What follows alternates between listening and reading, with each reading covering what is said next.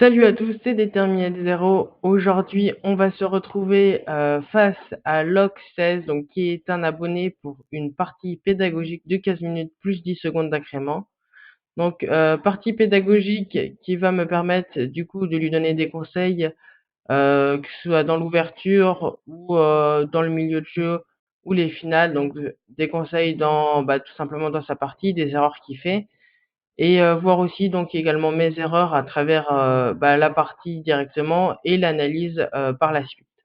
Donc je vais tout de suite jouer une Caro-Kann et on va voir ce qu'il me répond. Donc est-ce qu'il va me jouer, les variantes assez théoriques ou est-ce qu'il va me jouer quelque chose d'un peu plus bizarre, hein, avec des fonctions keto, je sais pas. Peut-être qu'il va jouer ça. Il est classé 469 et je pense qu'il mérite, un peu plus. J'ai déjà fait des parties donc enfin une partie contre lui. Et il joue plutôt bien.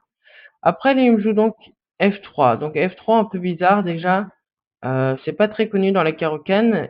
Il a vu que ça retombait dans quelque chose de symétrique, mais je conseille pas trop, c'est un peu bizarre, c'est pas trop joué. Ici, je pourrais peut-être directement prendre de l'espace. Voilà, avec déjà E5, je prends de l'espace et directement je contrôle les 2 cases où il peut le mettre ses pions. Donc je sais pas si c'est très bon pour lui. Je connais pas trop ce type de d'ouverture avec F3, c'est vraiment très peu joué, donc peut-être que déjà là, c'est une erreur de sa part. Et là, vous voyez ici, dès le début, qu'est-ce qu'il fait? Il me laisse les 2 pions au centre. Donc ça vraiment, début d'ouverture déjà, donc je crois moi qu'il s'appelle Lucas, c'est pas très, très bon. Pourquoi? Parce que tu me laisses déjà contrôler les cases centrales.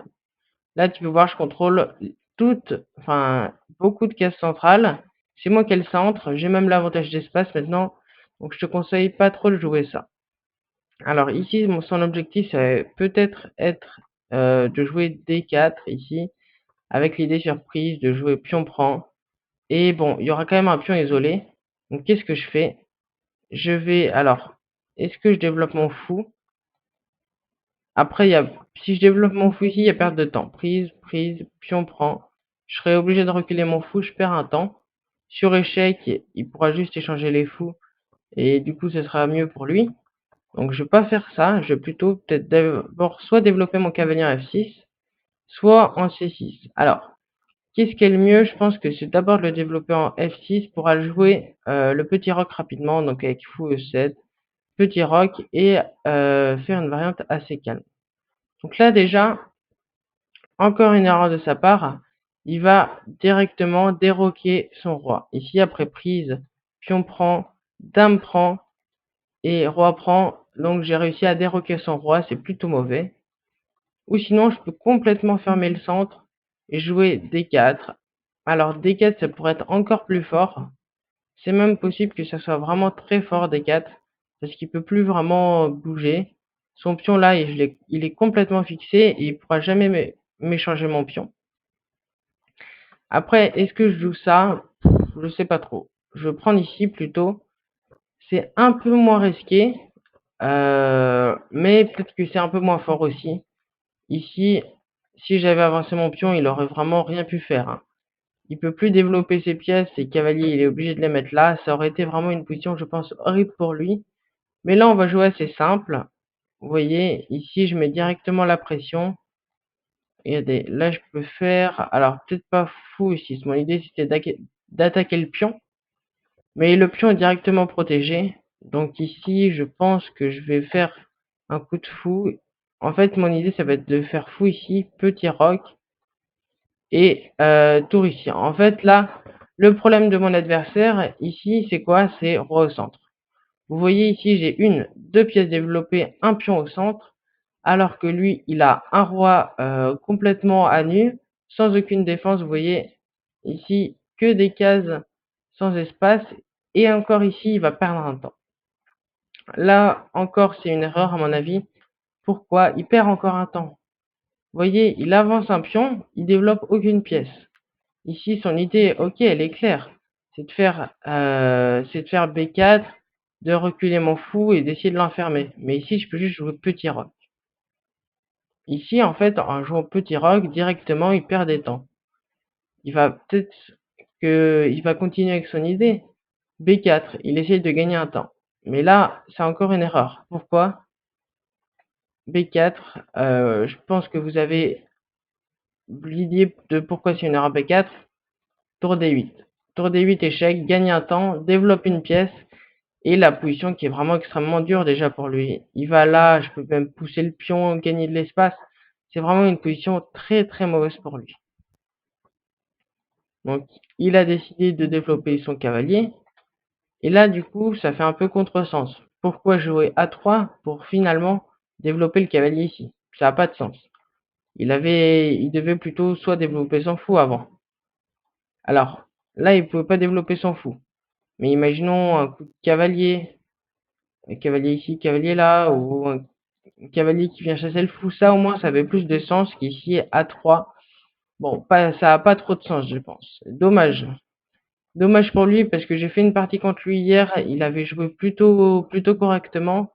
Ici, là, je pense que la partie est déjà très mauvaise pour lui, malheureusement. Je pense que c'est plutôt moi qui domine ici. Après cavalier C3, donc est-ce que je fais échec? Je sais pas. Ça me permet de gagner un temps, mais bon, à voir. Mais en tout cas, déjà, ici, j'ai une position qui est déjà, je pense, fortement gagnante.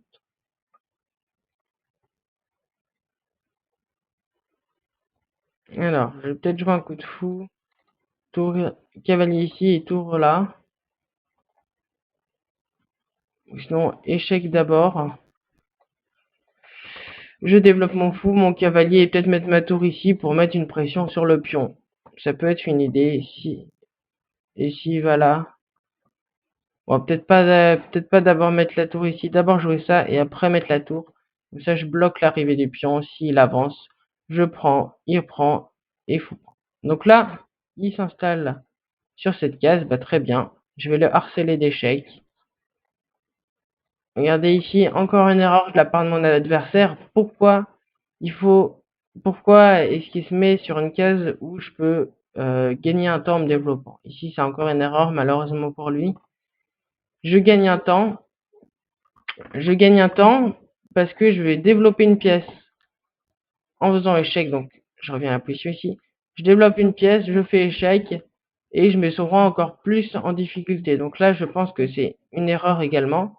Je pense que le bon coup, c'était de mettre son roi ici, puis à moins de menaces, et je gagne pas de temps déjà en développant une pièce. Ici, donc, hop, je gagne un temps. Il est obligé de lâcher un pion. Ici, pion prend, cavalier prend, pion prend quasiment forcé, fou prend sur échec. Et là, la position qui est déjà quasiment foutue, je vais dire. Pourquoi? Il y a ça, j'ai des attaques de partout, ma tour qui infiltre. C'est vraiment pas du tout agréable à jouer avec les blancs. Ici, je pense que mon adversaire va peut-être bientôt abandonner parce que la position est très, très inconfortable pour lui.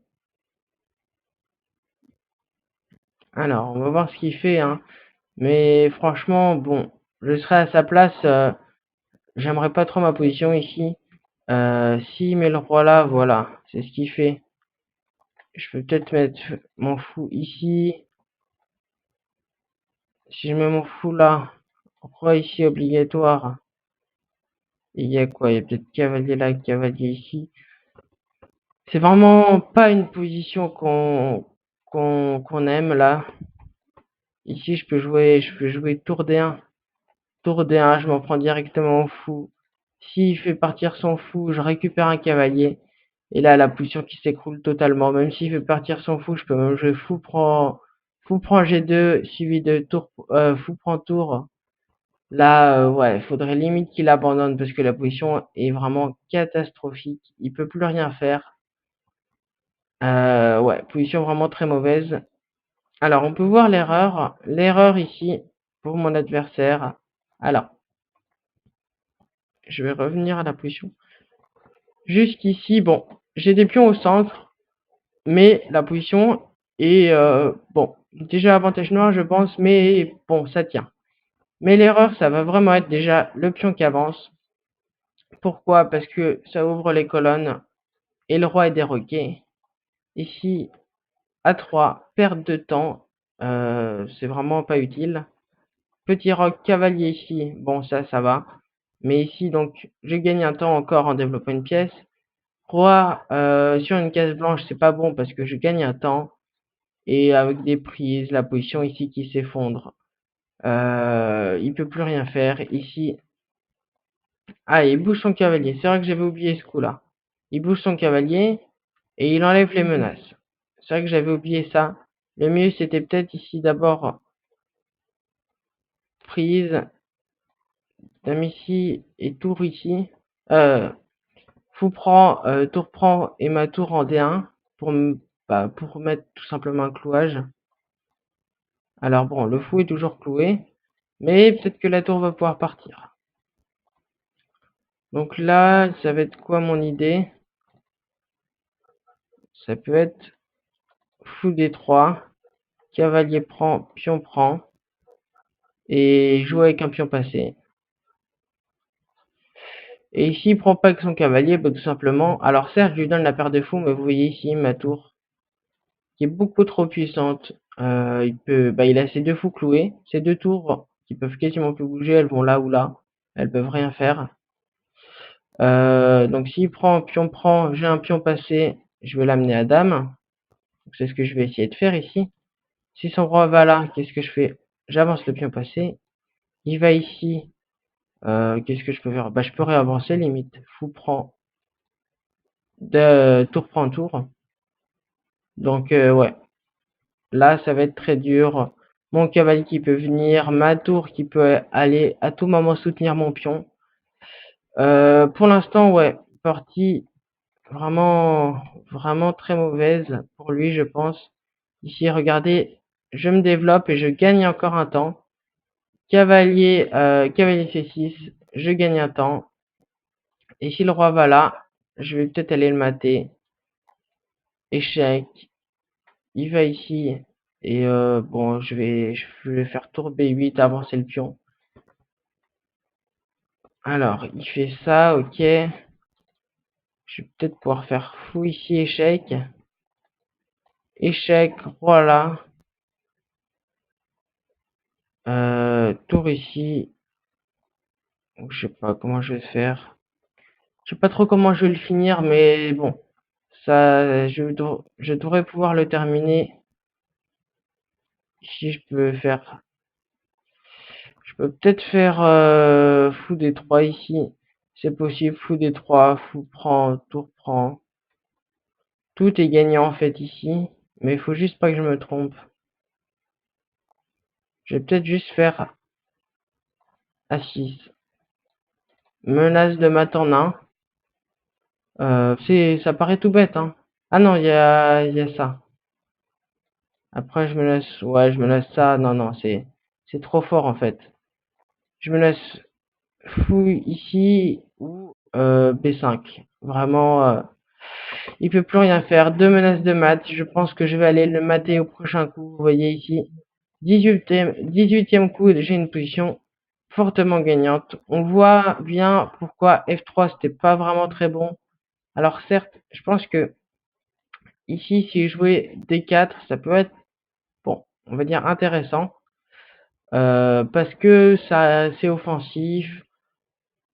On peut se dire que c'est quand même bien. Ici, c'est peut-être joué, il faudrait que je vois. Ici, F3. Il y a peut-être une variante comme ça. D4, D5 et F3 après, une variante fantasy, je crois bien, ou un truc dans le genre, faudra regarder à l'analyse. Une variante qui est, je crois, quand même intéressante face à la Caro-Kann, donc faudra que je check ça, mais bon. Lui, il m'a laissé, du coup, deux pions doublés. Ça, c'est ce que je peux lui dire ici, à Lucas. C'est que tu m'as laissé deux pions doublés au centre, et ici, ils sont déjà vraiment très forts. Mis à part les erreurs que tu as fait après, déjà ici, c'est pas très bon pour les bleus. Bon, mis à part ça ici, donc fou E2. Et ici, si je calcule bien, c'était quoi que j'avais calculé? Ah oui, mais si je fais ça, prise, le roi peut prendre ici. Je sais pas si ça mène directement, mais ici, il me donne une tour en 1. Donc je vais peut-être la prendre. Je regarde juste fou ici, échec. Le roi qui a plus de cases, donc il va là. Prise, prise. Pion prend, roi prend. Ouais, j'aime pas trop. Je vais juste prendre la tour.